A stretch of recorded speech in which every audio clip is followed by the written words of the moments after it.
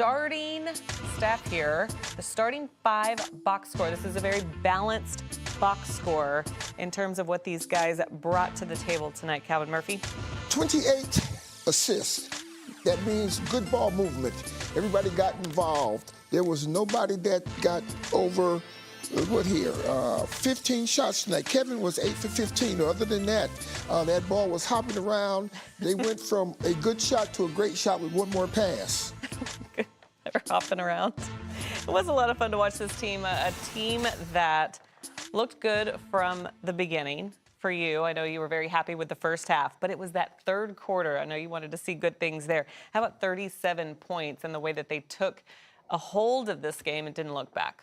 You know, when we start talking about the importance of a third quarter start, this is what the Rockets did tonight. They attacked. They had a lot of, they rebounded well. They were plus, 17 on the rebound, plus 18 on the rebounding. So with that, that means you can get out and get a lot of opportunity baskets. And this is what they did in the third quarter. They were able to defensively make the Nets miss, rebound, and off to the races they go. Yep, good defense tonight, too. It was also the return of Alperen Şengün tonight. So coming into tonight's game, we were looking forward to seeing Alpy back on the floor after missing 2 games already, bringing all the things that Alpy brings, and he did it very early on in this one. We saw him coming through with good energy in that first quarter, just making things happen, but finished with a very nice game. Well, with his, movement tonight, he didn't have to actually back anybody in like he normally does, and then get down around the basket and then use his footwork. A lot of opportunities to score because he was active. I want to ask you about, now that you see Alpy back in the mix, or without Steven Adams tonight, or Clint Capella, it's not like this team is clicking on all cylinders, not 100%. We're 30-something games into this season. But you think back to their last 5-6 games, there was a couple of tough losses. The way that they've answered and rebounded and put together for pretty dominant games in the way that they've played and taking care of opponents. What have you seen? Well, what I saw was that they went back to the drawing board to see exactly why they were losing those games when they lost in overtime. They were nip and tuck or whatever.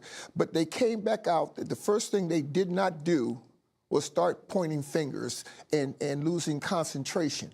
Everybody took accountability for what they should do to upgrade their game, and it just worked out well. They came back, they took their defense to another level. That's where everything started falling apart from the beginning, was they were playing individual defense instead of team defense. But when they got back to playing that team defense and getting opportunity baskets, they started shooting much better. Yep, all in all, just looks like a really good team right now. And like I said, not even 100%. They don't even have all their guys, but you like the way that they're playing good basketball in and out, or even any given night. All right, let's send you back to Brooklyn because Ime Udoka is speaking to the media now. Y'all were able to really pull away in that third quarter. What allowed you to do that, and what did you like about that effort? Defense was really good. When I think at the 4-minute or 8-minute timeout, 21-7. So we got the stops we needed, got out and ran. I think we hit 5 threes in that succession there. But really focused on defense. Felt like we were kind of going through the motions at times in the first half and really wanted to come out in the first 5 minutes. Another night where the box score is super balanced with your starting 5. What do you like just about the collective effort you've gotten from everybody? Yeah, everybody's been aggressive, sharing the ball. As long as we don't turn it over. We only had 4 at halftime, and so that was improvement, but had some late there in the fourth quarter to get to 14. But I think when teams double Alpy and Kevin, if we get to our space and get to our spots and are very decisive with our actions behind it, we look good. And, been getting quite a bit of practice with that, and tonight was a pretty good night as far as that. Ime, just building off of Vanessa's question, this is the 4th game Tari Eason's been in the lineup starting for you guys, and you've won all those games. From your vantage point, what specific dynamic has he added to that starting 5 group that's helped you guys in this recent stretch? Yeah, he's a very unique player. Like I talk about, his instincts are great.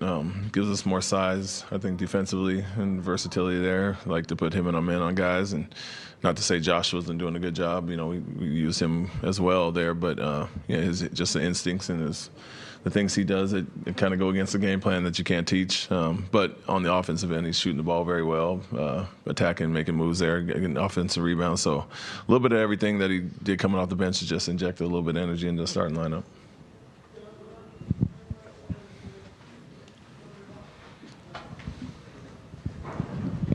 Hey, Coach. Nick obviously was a player with you on the Nets about 5-6 years ago when you were in Brooklyn. Obviously, the Nets, great develomental team in terms of young talent. What can you say about Nick's development and kind of the Nets developmental program as a whole for young players?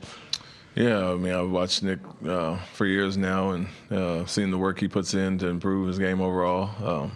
Obviously, he's a unique five-man, kind of the common day five-man, where he can switch and do a lot of different things. But he's gotten stronger. He was a little thin back then when I was around, but he's gotten stronger across the board. But his versatility, like I said, it allows him to do a lot of things. And so, not surprising when they have their full unit back, why they've been really good defensively. He kind of mans that and gives them the options to do different things. Amen Thompson, who led the Rockets tonight with his 23, a very efficient night for a guy who's been doing it for some time. When you look at his statistics, he only took 12 shots, made 10 of those. But what I like about what he did tonight, his numbers obviously look great there. But his activity, he's just all around the floor defensively, offensively. When he's not scoring, he's assisting somebody else to get the assist. He may not get the assist. What they call them, hockey assists, where I give it to you, you give it to someone else. Right. But he set up a lot of plays. When I start talking about wanting the Rockets to up-tempo their offense, he leads that because he can rebound, bring the ball down the floor, off the dribble, and orchestrate the offense from the up-tempo brand of basketball. Yeah, he was very key in what they were able to do tonight. Our fourth drive of the game, we'll get deeper into it. Let's talk more about it and watch more of what Amen Thompson was able to do against the Nets tonight, like this play right here. Yeah, I mean, you don't teach that. That's just athleticism that you're born with, whatever. Yeah.